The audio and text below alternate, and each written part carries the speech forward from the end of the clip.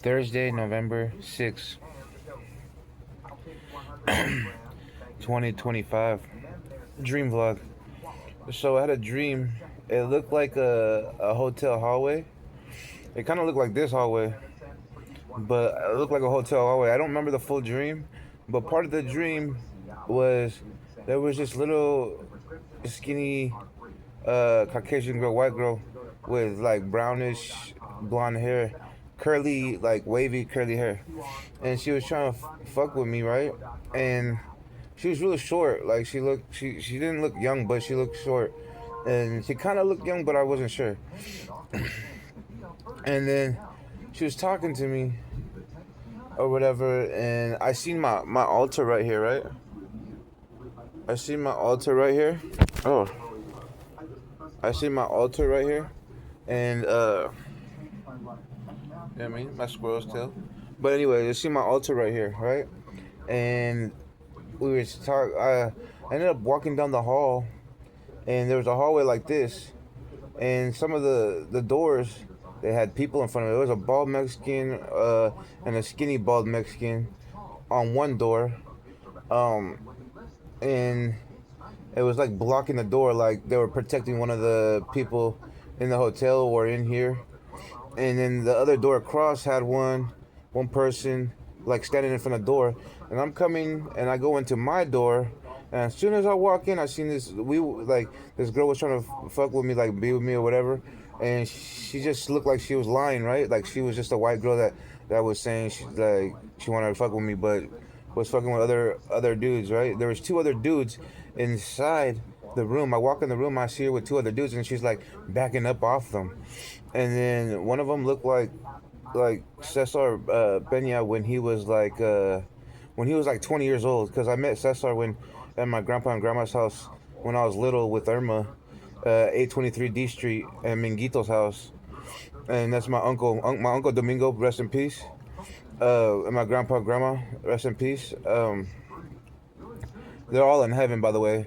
But anyways, um, yeah, I met Cesar Pena when he was like 20 years old or something like that. I was a little kid. I was like, I don't know, like 10 years old or some shit. You know what I mean? But I walked in and there was this little Caucasian white girl. She looked young, like she looked young, and he was 20 years old, and he was with somebody else, and I can't remember. In my dream it looked like the representation of Cesar Pena and Pete that kicks it with my aunt Irma, but there was a little white girl with curly hair. But I don't know why in my dream they fucking were young. But I walked in, this girl was trying to fuck with me, and there was people standing in front of the doors like protecting the people inside the hotel or inside here with false information, right? But this girl was trying to fuck with me, and I walk in and I see both of them in there. And then there was other part of the dream way before that. I was like kicking it with the girl or whatever, but I didn't do anything, and I just met her or whatever.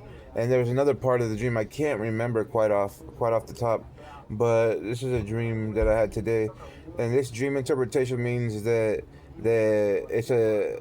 whatever just happened recently, they try to manipulate and orchestrate in their favor. But anyways, when I was down at the camp in real life, I was up at the camp, and me and Irma would stay at like the edge of the camp, like right at the street, right in the bushes, and all the neighbors can see right through the bushes where I was sitting. I was sitting right on the edge, right, and I was channeling Lucifer, and I was smoking whatever, and I was chilling with my aunt. We weren't doing nothing, just smoking. That's it.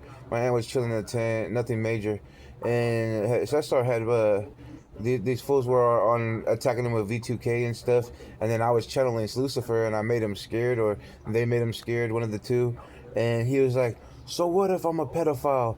And he had fucking admitted it down at the camp in front of the other people were at the other camp. There was at the edge, the other side of the edge, some guy named Leprechaun or whatever. I don't know who that is, but he was involved in it because because he was trying to call me a weirdo while I was sitting there, and I was laughing because Cesar had just fucking said, "So what if I'm a pedophile?" And then he was trying to blame me when Cesar, because they all live down there, so they all fucking lied about shit. And Cesar was all down there. Like, so what if I'm a pedophile? And then, because we were making him paranoid, I was channeling Lucifer, and I was laughing hella loud, and I was channeling like Hades, and I was channeling just a whole bunch of different spirits and talking like them. And then, he also admitted, he's like, yeah, fucking, I got hit in the head, and I like he said he set me up before, or something like that to the effect. But yeah, and then the dude at the other fucking camp, some white dude named Leprechaun or whatever, he had fucking said pedophile to me, and I was like, what the fuck? I just sat there, kind of just chilling, smoking, and I'm looking around. I was just a little high and a little paranoid, but I wasn't really scared because I just sat there, you know what I mean? Motherfucker got something to say, he could come to my face, you know what I mean? But that Leprechaun was trying to set me up, and after Cesar admitted it, and you know what I mean? And in the Bible, there's no pedophiles, there's no none of that in the Bible. There only says do not hurt kids, and then when you become a woman is when you, because since we're the Garden of the Eden, right? The garden is your biological body clock.